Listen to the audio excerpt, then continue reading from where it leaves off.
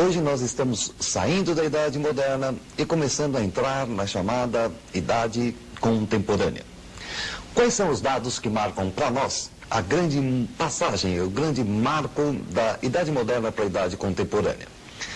Se você for pegar o aspecto político-social, você vai ter então aquela que é a chamada Revolução Francesa de 1789. Se você pega o marco econômico, você vai pegar então a Revolução Industrial, que começou aí por volta do ano de 1760 na Inglaterra. A Revolução Francesa, portanto, é didaticamente o grande marco da passagem da época moderna para a época contemporânea. E por que isso? Por que de repente nós adotamos a Revolução Francesa como esse grande marco? Será que ela é efetivamente uma revolução? Sim.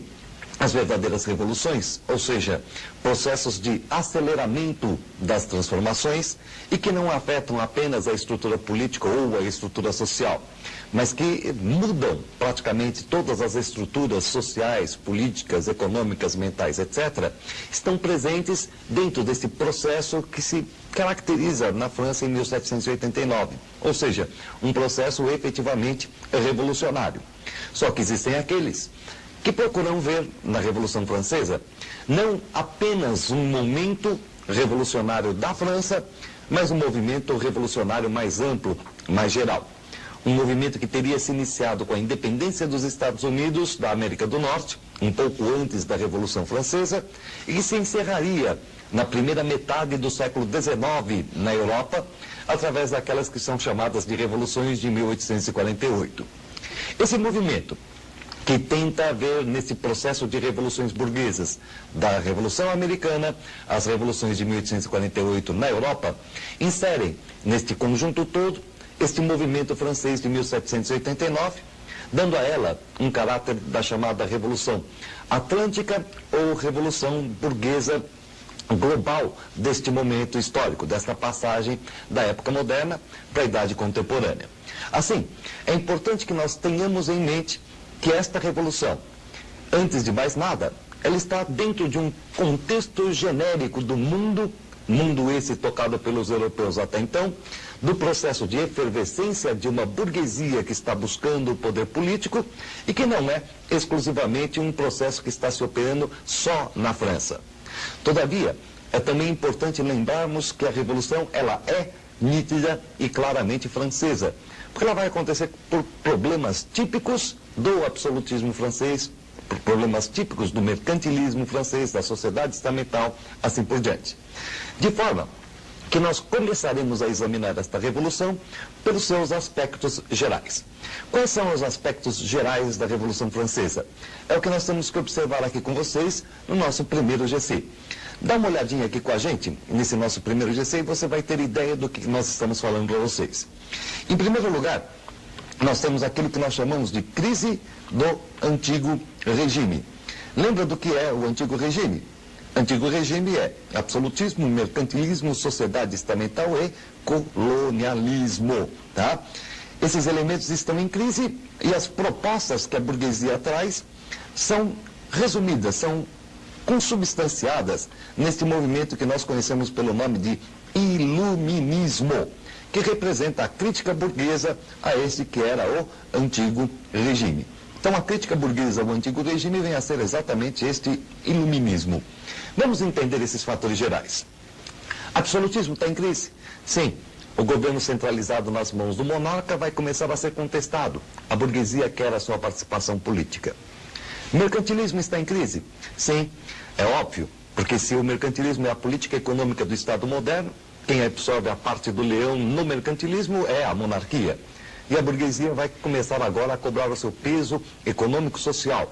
Ela quer ficar com a maior parte das riquezas porque ela já usou o absolutismo naquilo que ela precisava. Ela já se desenvolveu, já se consolidou, agora ela quer o Estado e quer, obviamente, ficar com a maior parte dos lucros. Sociedade estamental em crise? Sim. As ordens, ou seja, o clero, a nobreza, o servo, que antes estavam divididos por funções, agora não respondem mais às realidades materiais da sociedade francesa, da sociedade austríaca, da sociedade inglesa. Quer dizer, então a sociedade estamental também apresenta sua crise.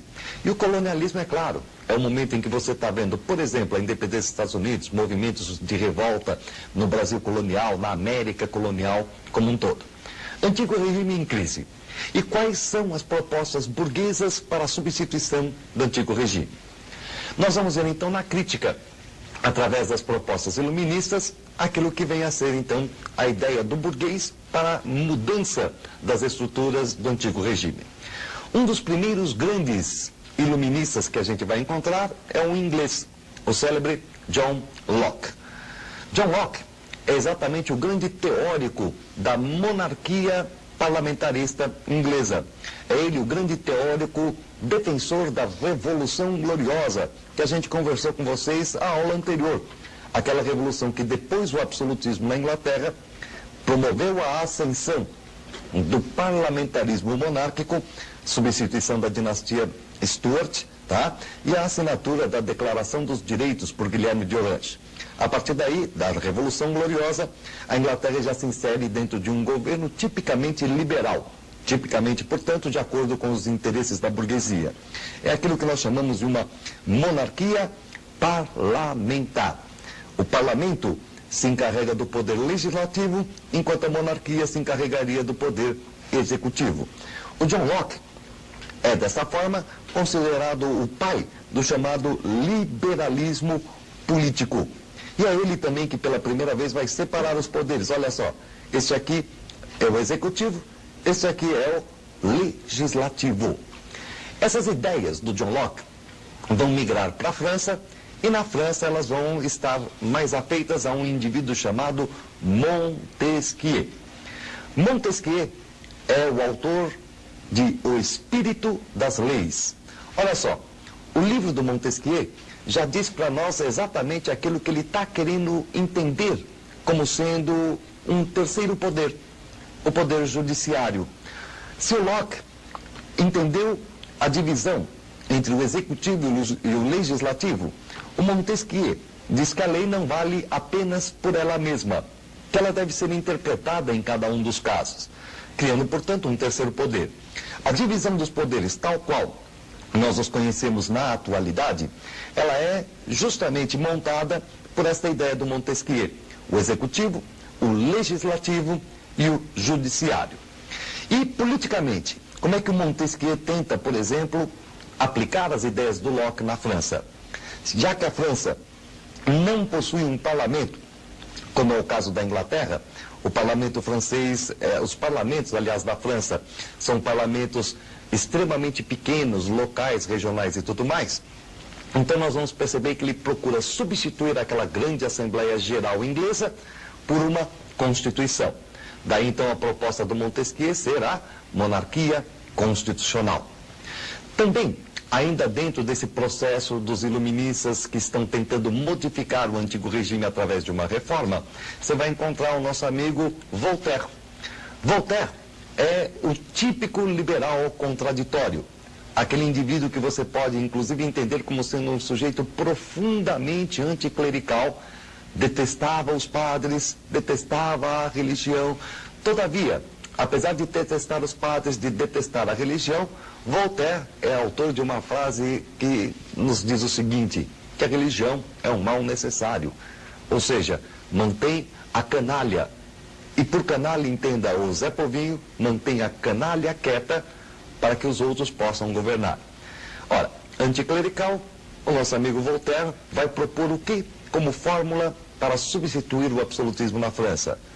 Ora, ele não propõe a substituição do absolutismo, mas a sua permanência, através de uma união com o iluminismo. Olha só aqui para o nosso gráfico e você vai entender o que nós estamos falando. É o despotismo esclarecido. Despotismo esclarecido que vem a ser o quê? O que é o despotismo esclarecido?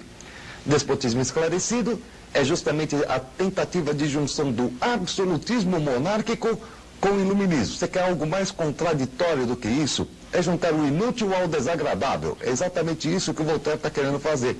O rei continua absoluto e ao mesmo tempo ele vai ter um filósofo para auxiliá-lo no governo. De preferência o próprio Voltaire, é claro, ele já se candidatou à vaga. Ora, nesse conjunto de ideias iluministas, você vai reparar que existe um que destoa do conjunto. Quem é este um? Jean-Jacques Rousseau. Jean-Jacques Rousseau, através aí do seu famoso livro O Contrato Social, vai trazer a proposta de um elemento democrático. A democracia seria, para Rousseau, a grande solução, o grande dado para escapar do absolutismo. E a democracia, não como hoje nós entendemos aquela representação, etc. Ele achava que a soberania popular deveria ser imprescritível. O povo não perderia o direito de controlar os funcionários públicos apenas depositando o voto. Ele deveria ser consultado sempre e sempre. Desta forma, vamos reparar então aqui no seguinte. Olhem para o nosso gráfico e percebam que o iluminismo não é aquilo que nós chamamos de uma tendência revolucionária. Veja, John Locke prega a monarquia parlamentar.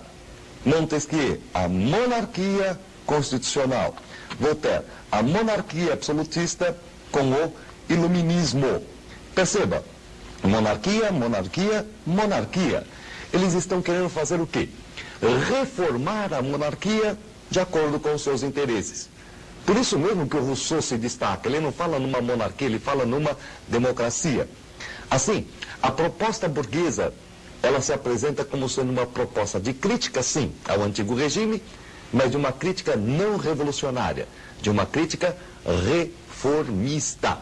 Eles querem reformar o antigo regime a seu favor e não provocar uma revolução.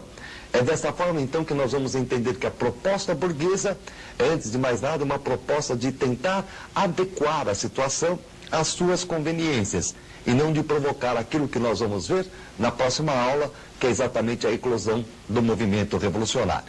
Tais são os fatores gerais da Revolução Francesa: a crise do antigo regime e os ideais iluministas que criticam este antigo regime.